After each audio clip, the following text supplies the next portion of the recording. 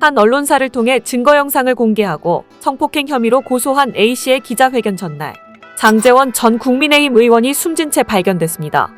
장제원이 두렵고 감당하기 어려웠다. 자신의 잘못을 인정하고 사죄하라.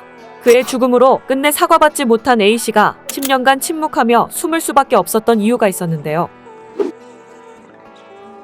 1일 경찰에 따르면 전날 밤 11시 45분쯤 장제원 전 국민의힘 의원이 서울 강동구의 한 오피스텔에서 숨진 채 발견됐습니다. 현장에서 장 전 의원의 유서가 발견돼 경찰은 범죄 혐의점이 없는 것으로 보고 있는데요. 유서에는 가족들에 관한 내용이 담겼다는 전언입니다. 앞서 장 전 의원은 지난 2015년 부산 모대학 부총장 시절 비서였던 A씨를 상대로 준강간치상의 성폭력을 휘두른 혐의로 경찰에 입건됐는데요. A씨 측은 2015년 11월 18일 자정 무렵부터 같은 날 오전 8시 사이 서울 강남 소재 호텔에서 술에 만취해 의식을 잃은 상태에서 성폭행당하고 같은 날 오전 8시 16분부터 8시 30분 사이 같은 장소에서 추행당했다며 장 전 의원을 고소했습니다.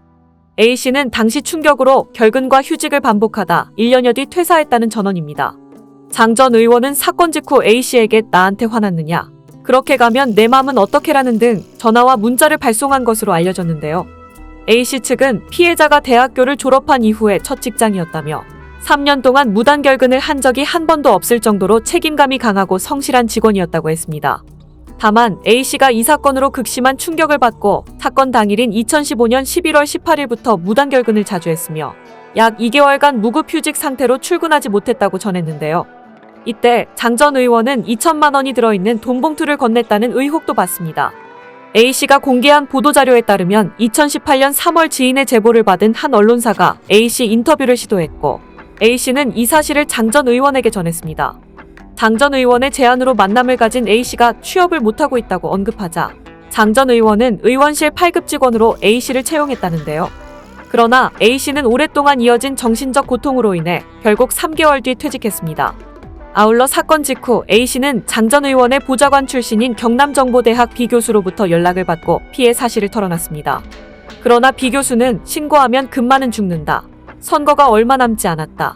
40살 되면 다 잊혀진다며 A씨에게 입막음을 종용한 것으로 알려졌습니다. 이에 A씨는 고소 의사를 접었으나 정신적 고통으로 직장을 그만둬야 했고 2020년에는 정신병원에 입원까지 했다는데요. A씨는 퇴원 이후로도 정신과 진료 및 약물 복용을 지속한 것으로 전해졌습니다.